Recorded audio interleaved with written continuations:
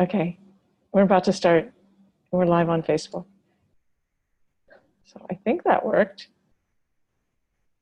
Hi, if you're just joining Jenna and myself, hello. We are here to talk to you about the online course that we offer about becoming a meditation instructor.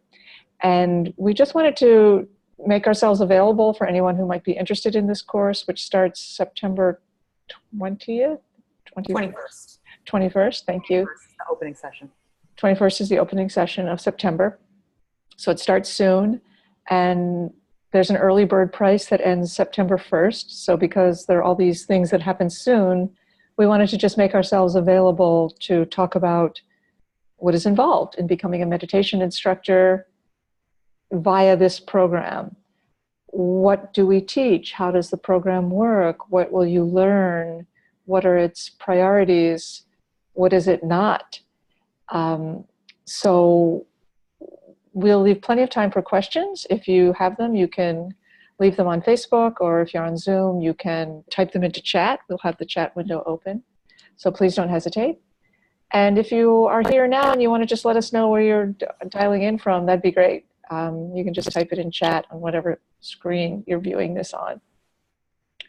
So first I want to introduce my friend and co-teacher, Jenna Hollenstein.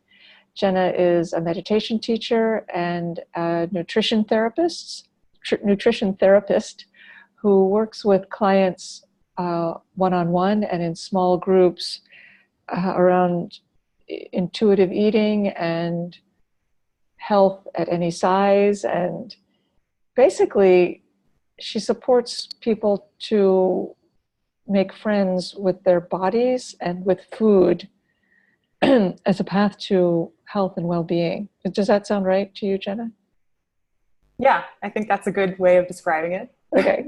And she has a book coming out in January called Eat to Love, which is, we'll share these views with all of you. I'm very excited for that book. So I'll just jump right in, and I'll tell you what was in my mind when we created this course, Jenna, and then maybe you can share what your motivation was. But if you don't know me, my name is Susan Piver. I'm a meditation instructor. I've been a meditation practitioner for close to 25 years and a teacher for a little over 10 years. And I started an online community called the Open Heart Project about 5 years ago. And there are now 20,000 people in that community who practice meditation together. So yay for meditation, yay for people who know how to practice, and yay for people who know how to practice and want to share that with others.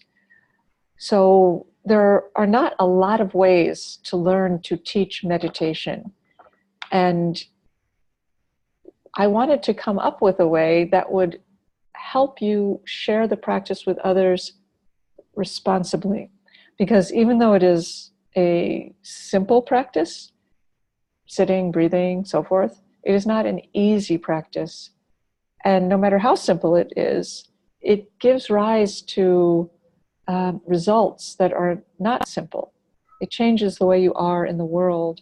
And a good meditation instructor should be able to help you not navigate those changes, not by telling you what to do, but by sharing their experience with you from having meditated for longer than you.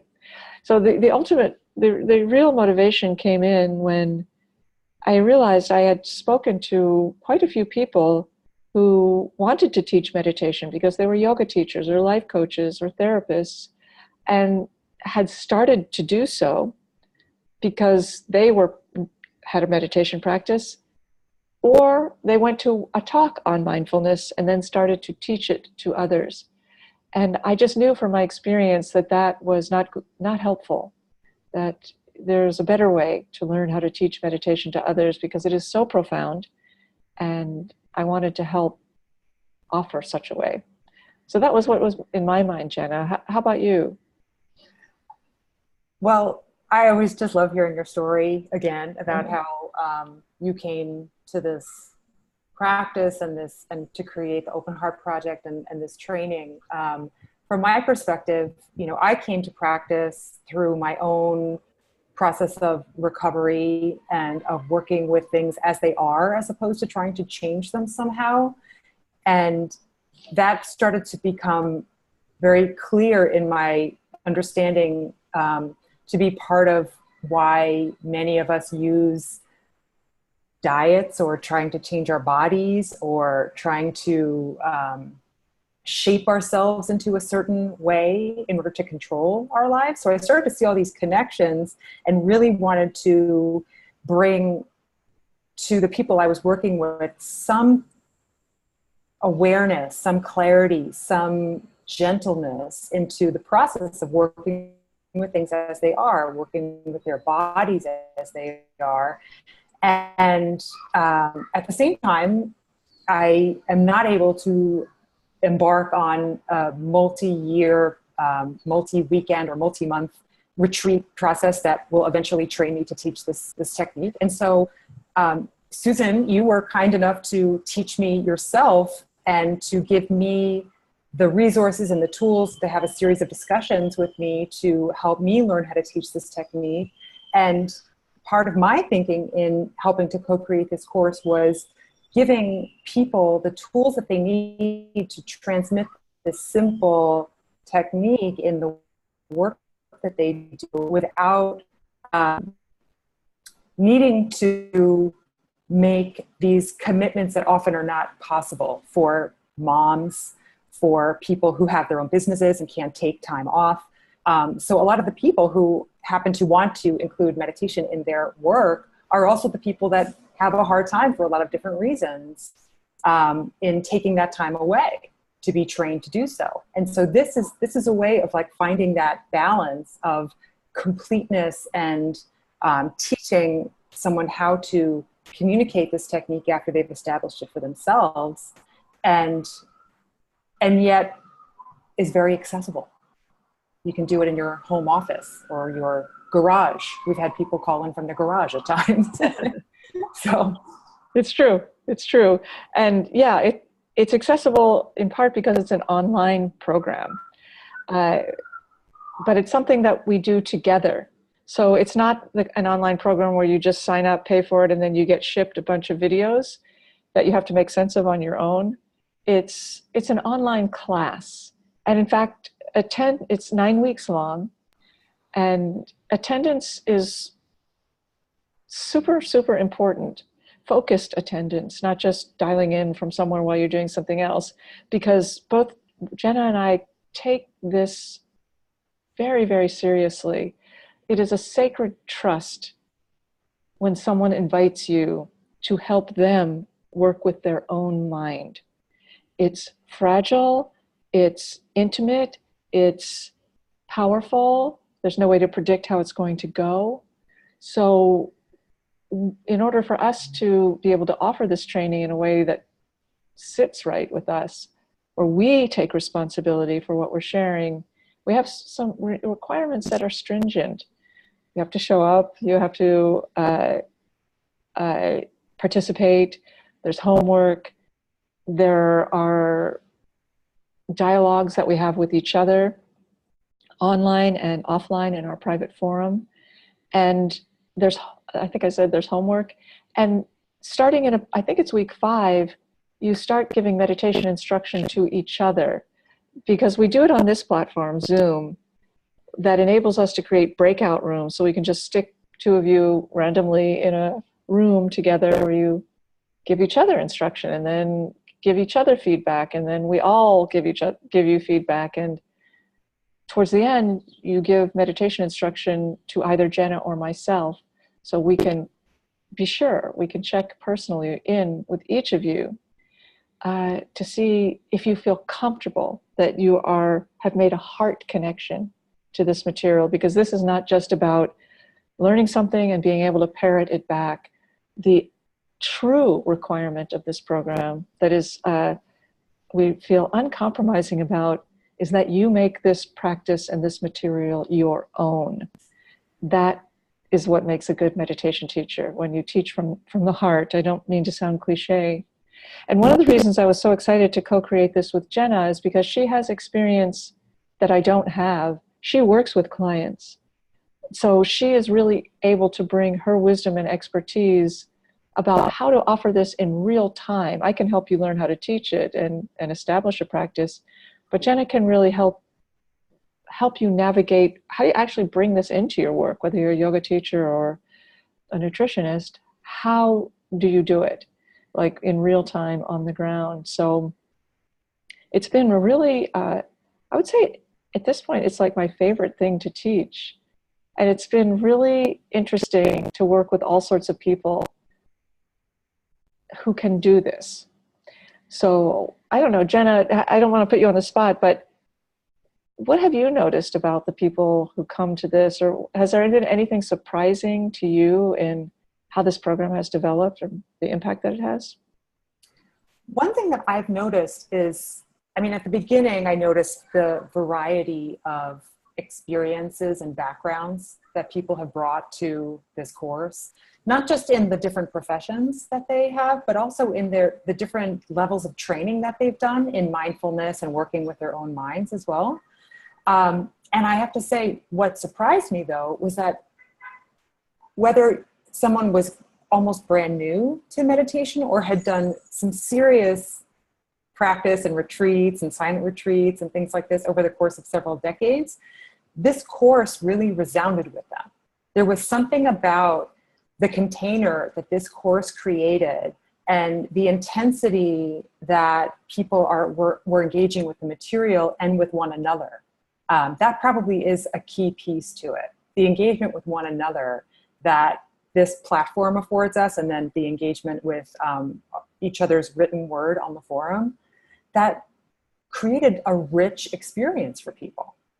Yeah, a real community arises each time we do this. And I agree, that has been a fantastic, wonderful sort of surprise. I didn't quite see that coming. But so as you know, Jenna, we're not teaching meditation as a life hack or self-improvement technique. We're not even teaching it as a way to accomplish anything particularly.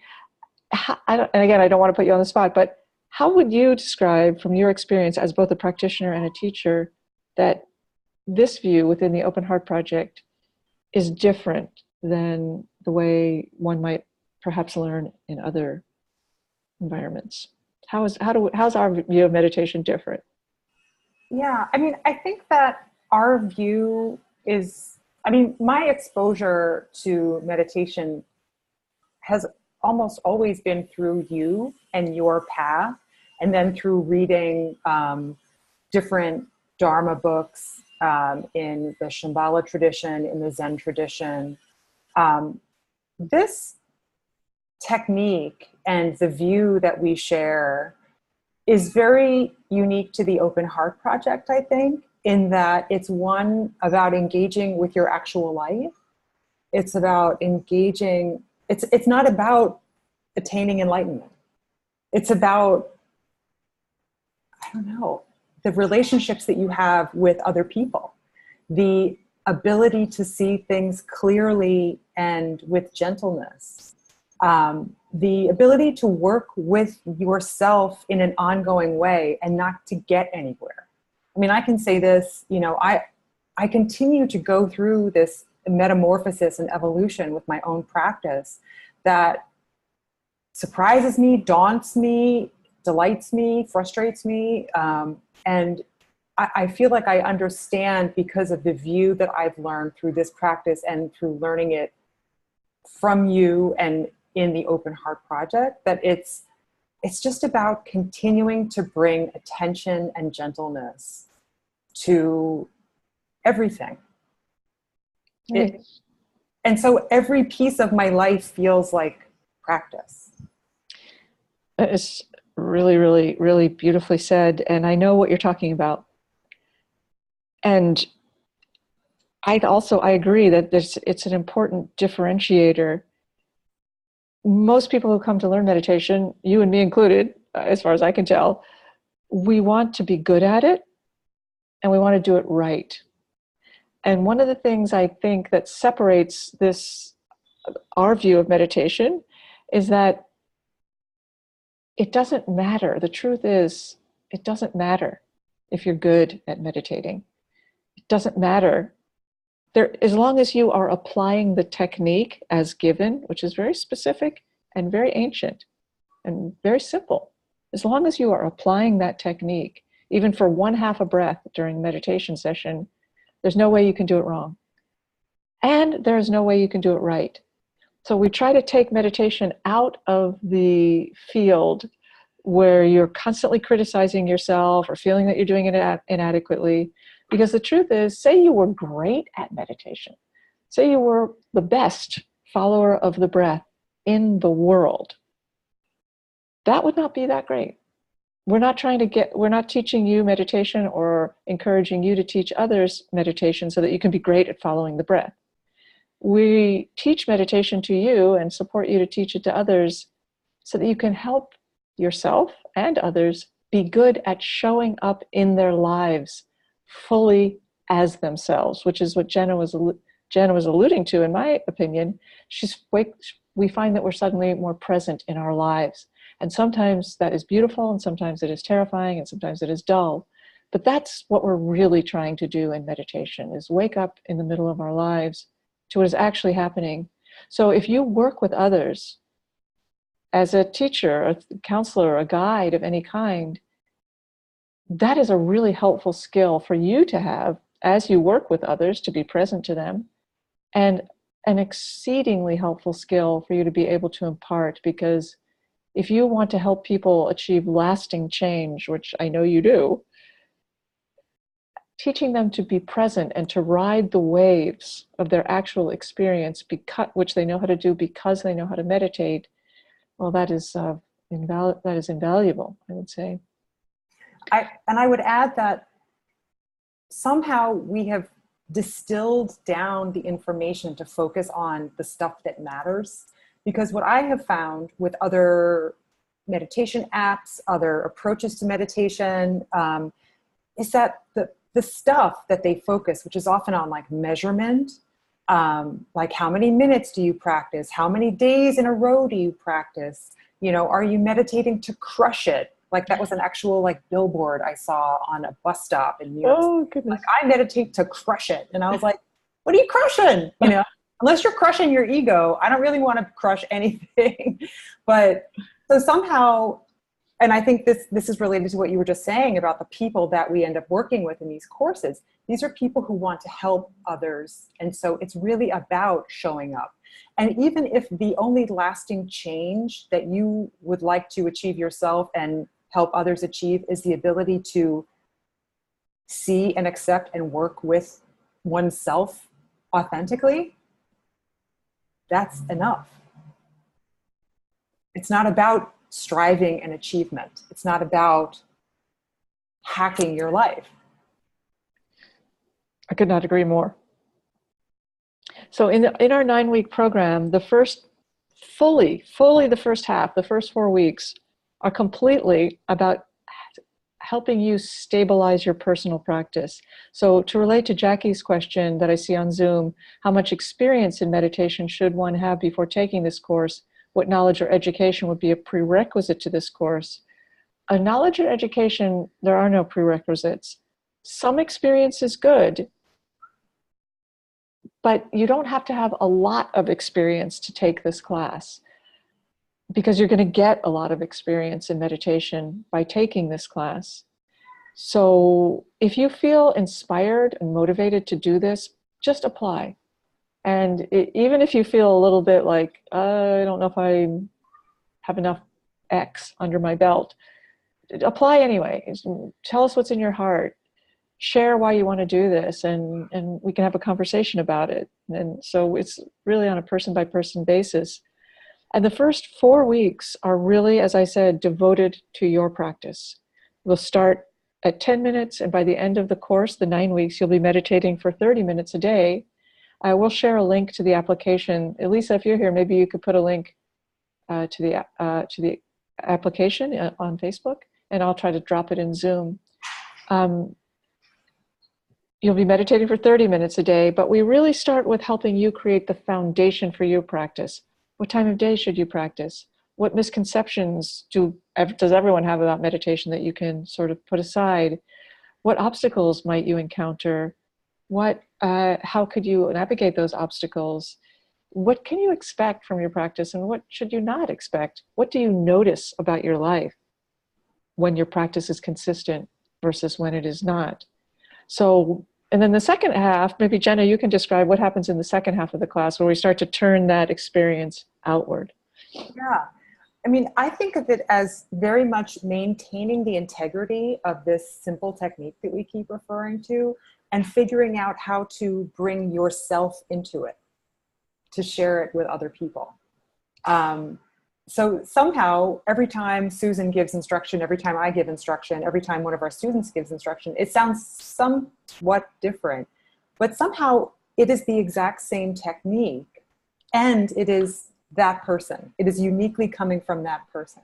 So it is that, I guess that the turning point is when that heart connection happens and people sort of start to see in their own lives what meditation is bringing, what meditation clarifies, what it reveals, and then communicating that in new ways, because often we need to develop a completely new vocabulary and a new way of explaining things. I always think of the first time I gave meditation instruction to Susan, and it was so clear in my head how I was going to do this. I understood the technique backwards and forwards. It was crystal clear, and yet it came out so garbled and unclear and like gobbledygook. And I really had to practice translating what I knew in my, probably more my heart than my head, into the words to communicate it. And so I think that's a major part of the second half of the course, is like learning how to articulate and to communicate what we know in our hearts and our minds about this practice, about working with it, about working with the obstacles that I would say that you will encounter, not might encounter. I've encountered every single one that we've ever talked about. So it's really about that. It's about the communication and the opening and the spreading nature of this. That sometimes happens wordlessly. True. Yeah, we do spend a fair amount of time talking about creating the connection with your clients or students that opens the channel for you to give meditation instruction. That sounds a little woo-woo. I don't mean it in that way. But the way I was taught was, you shouldn't give meditation instruction unless invited to do so. So you don't want to foist it on anyone. You don't want to just say, when you come and work with me, you will learn to meditate, because one needs to be asked. And also, meditation is not for everyone. So in the second half of the program, we also talk about who you should not teach meditation to, because if people are dealing with trauma, acute anxiety, meditation may not be good for them. And we don't want to, it's not good for everyone, and it's not good for everyone all the time. So we want to be very responsible and careful to help you know how, who, and when to teach, and when, how, who, and when not to. And as I said, you will give meditation to Jenna or myself, one-to-one, before the program is ended. And then the class ends, the final session, the 9th session, is what's called a warrior's circle, which is a test. There will be a test. And the test is the most frequently, we have a list of like 35 or so most frequently asked questions about meditation. Everything from what should I do when my foot falls asleep, to, I'm seeing cosmic images and I think the Buddha just talked to me. What should I do? I mean, I've never really heard that question, but the point I'm making is questions from the very practical, very mundane, to the sort of more addressing the inner transformation kind of questions. So you will need to be, first of all, if you're going to go teach meditation, you should be able to answer all 35 or so, whatever the number is, of these questions. So the test is those questions. But the way you're tested is you will only have to answer one question. but you don't know which one it is because we'll just pull it from a hat and read it to you. It happens live. The whole class does the test together. And one of the reasons it's live is because we want you to answer, not look, not write, not think, not write, not copy someone else's answer, not have anything prepared. But you need to be able to answer on the spot because that's how it works in real life. And your answer needs to be not my answer or Jenna's answer. It needs to be accurate, but it should be your own understanding of the answer. So we really want to support you to develop your personal connection to the practice, because that is the number one requirement to be a meditation instructor, is to have your own steady practice, which involves many ups and downs, but to have a commitment to that practice. Suddenly the teaching mandala, as we might call it, arises. So I put the link in Zoom. Philippe says, I belong to a Tibetan transmission lineage. Is it compatible with your teaching? Well, without knowing more than that, I would say yes, just because I've trained in a Tibetan tradition, and so has Jenna. So we have a Vajrayana view of meditation, and at the same time, the way we offer it is pretty simple and straightforward, and you don't need any understanding of the Tibetan lineage to do this, although if you do, that's great, that's a plus. So I think that, well, I do want to say one more thing, which is about cake, money, because this program, we priced it in a way that we thought was commensurate with such offerings, or maybe a little bit lower even, but it's not cheap. I'm not gonna lie to you right now, it's not cheap. And that's because this is a serious commitment that we're asking of you.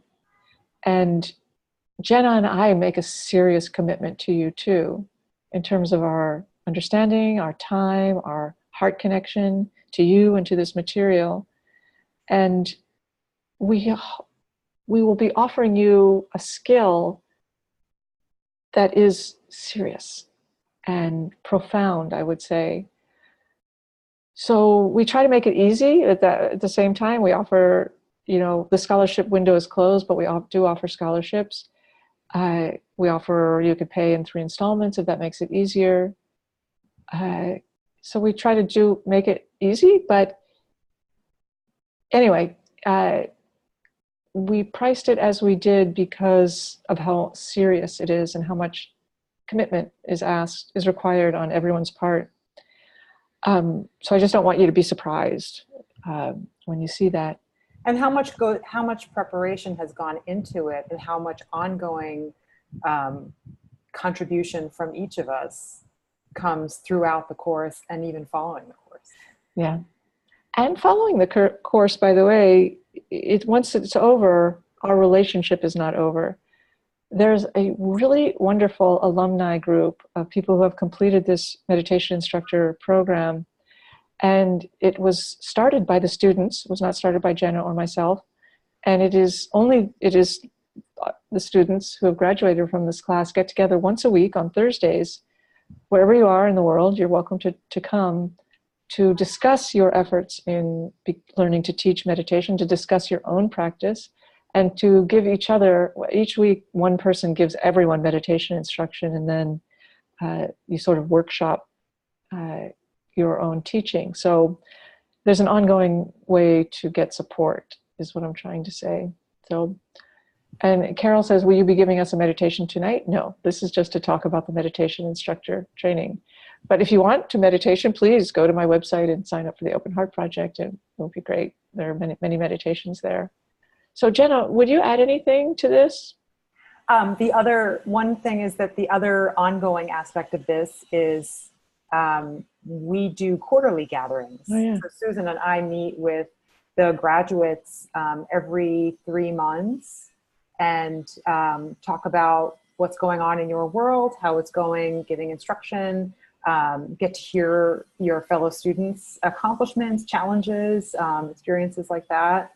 And also, speaking of cake, we also talk about some of the logistics for people who are like in business with themselves, or are looking to add this to their offerings. As Susan said, it's best to have someone invite you to give them instruction, but they might not do that if they don't know that you offer it. And so we talk about how to communicate that this is something that you are trained in and that you are ready and willing to offer people. We talk about money and how you should charge, whether you should charge, when you should charge, deciding on that, because the meeting of spirituality and commerce often brings up a lot of hackles for people. And so, you know, this is a very real beneficial thing that we offer and that you potentially will offer to people. And so you should be recognized for that. And part of the way that we recognize value is by paying. So I just wanted to add those few things because I think, you know, that practical, logistical aspect to it is really valuable as well. Mm-hmm. You know, and that comes up in most of the classes that we have, that practical, logistical, you know, and maybe that's just my perspective on this and part of what I bring to this, because I am very much oriented toward, okay, now what do I take? How do I take this and offer it in my nutrition therapy sessions? How do I work this into the content that I'm, you know, covering with the people that I work with? And how might you do this as a nurse practitioner, as a therapist, as a yoga teacher, as a grade school teacher, you know? So how to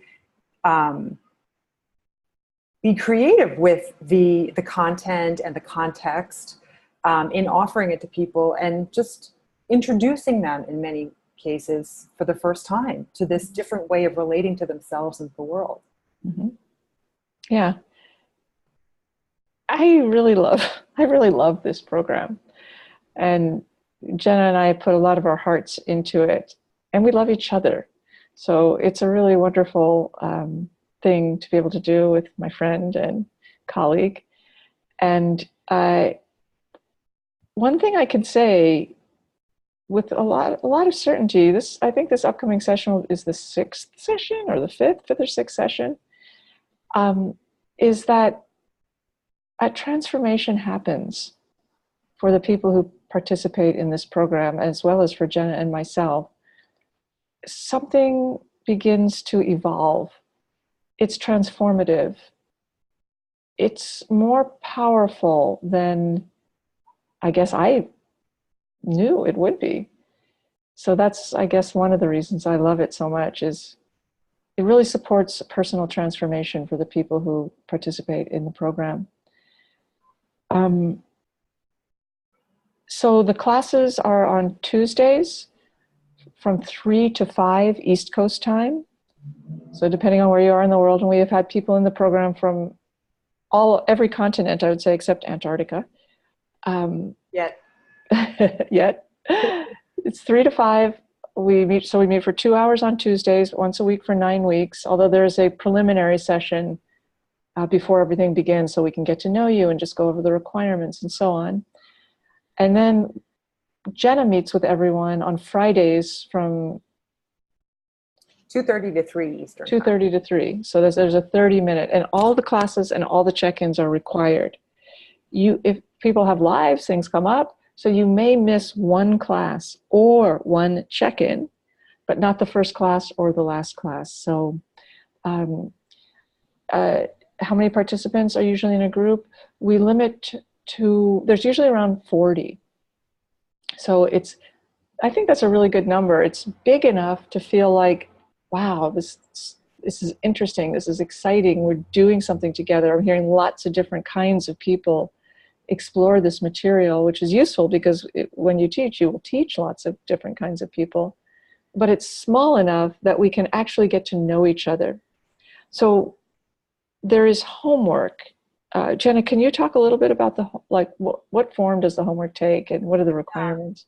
The homework is generally a suggested reading assignment from one of or more of the 3 books that we do request that you obtain a copy of, which are Zen Mind, Beginner's Mind, Susan's book, Start Here Now, and Buddha's Brain, which is a nerdy Dharma book that I love. And so it's some reading, a few videos in there about like the neuroscience and about what's happening when compassion starts to develop. Again, it's probably some of my nerdy contribution to the homework assignments. And then there's some thoughtful kind of contemplative exercises where we ask you a question and you write an answer on our forum. We specify that it should be a somewhat lengthy, thoughtful response. Not, a single sentence or a word. And then we ask that you read and comment on at least 2 of your fellow students' responses as well. This is a way of deepening the connection with your fellow students, of understanding more and more how other people are experiencing meditation, similar to how you yourself might be experiencing it, and how your students, your future students, will experiencing it. So, and then toward the latter half of the course, it's more about preparing to give instruction. So reviewing the meditation instruction in different formats,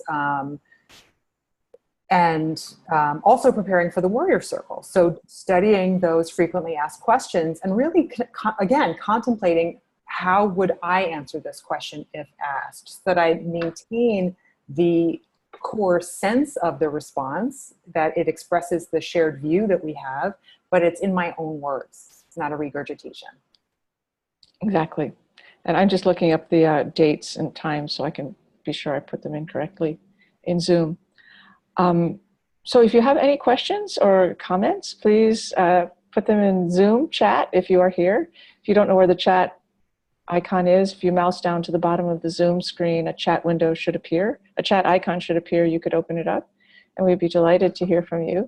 And I'm just going, if you're watching on Facebook, hi, you can leave a question or comment on Facebook.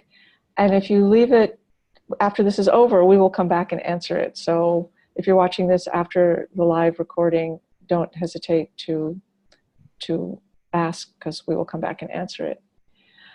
So thank you. Jenna, is there anything else we should add? I don't think so. I'm looking forward to it. I am too. I love doing it. I love teaching it. I love teaching it with you. I love the people that we meet. And yeah, there's a great variety of people. And that is one of the things that makes it so powerful.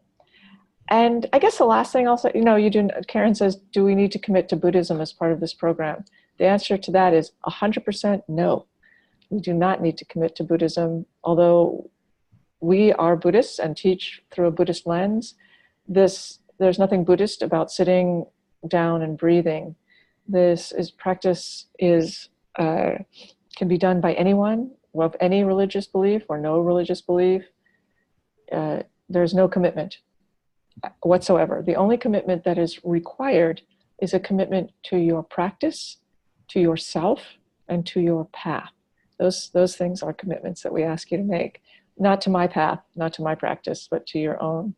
So thank you for asking that so I could clarify. So thank you for showing up to hear this. If you're watching the recording, thank you too. And I hope we answered your questions.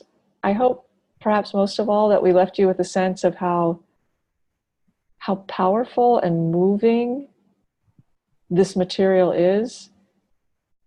I think both Jenna and I feel like there's nothing better that we can do with our lives than to help you bring this life-changing, heart-opening, wisdom-enhancing practice to others, because I don't think our world needs anything more right now than that, and then your commitment to being of benefit out in the world. We support you in that commitment. So thank you. Thank you, thank you, thank you. And again, if you have questions, leave them on Facebook or go to my website, susanpiver.com, and leave a comment or a question there. So thank you. Bye.